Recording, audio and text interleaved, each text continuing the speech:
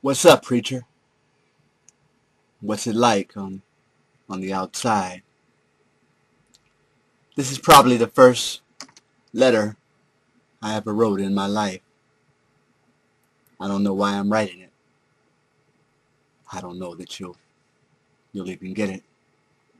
I just feel like writing to somebody. As you know, the man done caught up with me. 25 years for murder and possession. It'll be 2030 before I get out of this mother. I killed a young black girl. I was so high. I don't even remember what she looked like. I was trying to hit this nigga who was trying to close escrow on my lady. I pulled the trigger to hit him. I missed. The little girl screamed. I saw her fall. My legs wouldn't even run. Couldn't even run. Her mother ran out in the street and said, "Get away from my baby." They got me, brother. 25 years, man. And that was because I had a good lawyer. I'm writing this letter just not to have nightmares about what I did. Why didn't somebody tell me I was crazy? None of the boys showed up at the trial. Just my grandmother. I begged her not to come. She said, "Ask Jesus to save your soul." Mom said that she had wiped my ass for the last time. There was no sign of her. Daddy always said I never would be nothing. I guess he was right, G. How do they look at us when we're 8 or 9 and know that we're never going to be nothing? How do they know? I hate it here.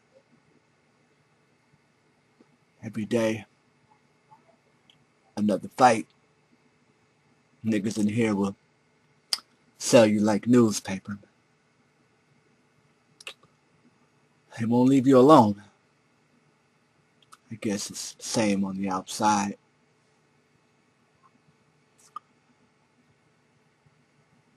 This letter was not supposed to be about my problems. I just wanted to see how you were doing. Somebody told me that you had found God or something like that. I said, "No, not that nigga. You were such a thief that if you had met God in a burning bush, you probably would have stole the bush." I remember how you stole Mr. Green's television while he was watching it. He was in the restroom. We were reckless. So what's this about you trying to find God and witness to people? Not you. You were so mean, I always thought that God would have to sneak up on you from behind. I guess I wanted to rap with God a few times. I always thought that he was just too high up, or maybe I was just too low down. So how's your daughter doing? I heard you and Regina gave birth to one. You with a family. Man, that's something I gotta see. I hope you'll remember me 25 years from now.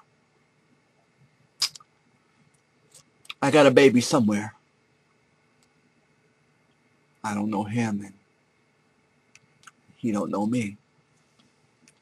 Maybe that's for the best, G. I didn't want to go out this way. I didn't want to shoot a young girl. I can't take it back. The drugs started to take me over.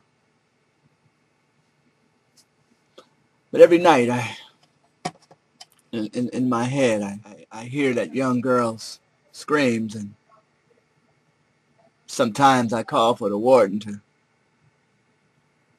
turn the lights on, but they don't. And I keep hearing those screams in my head. It won't go away. There I go again, talking about what I don't want to talk about. Let's talk about you, a minister for the people. I can't believe it.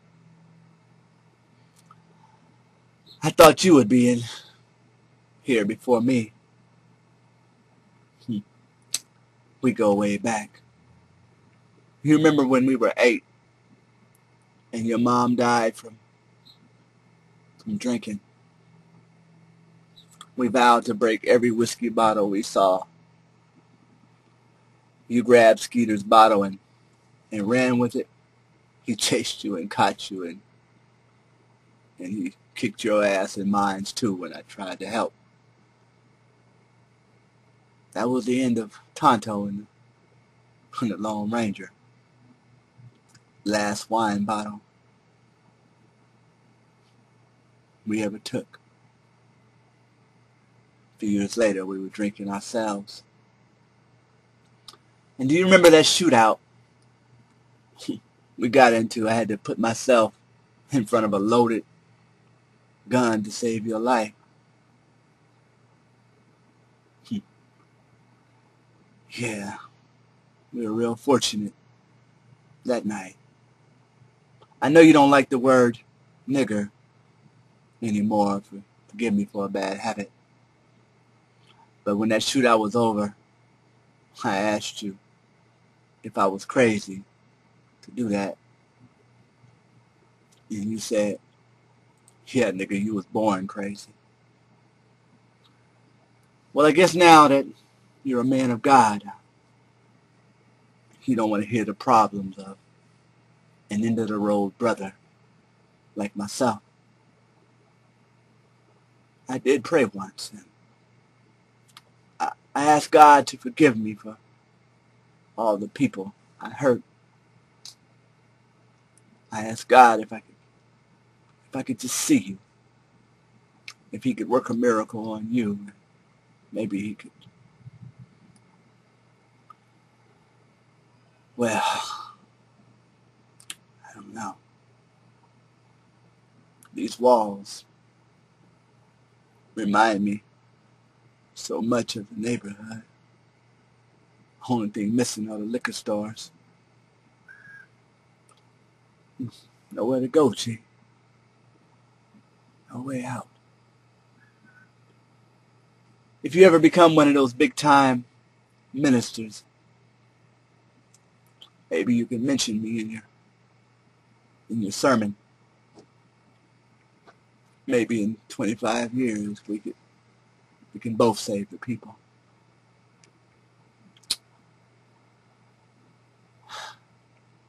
I believe you still owe me $6. If you ever have time, I want you to buy a rose and put it on the grave of the little girl I killed. Don't put my name or or nothing on it. Don't do that. Just write on the card, you know, to a child of God, from one who's sorry. I'm sorry, man.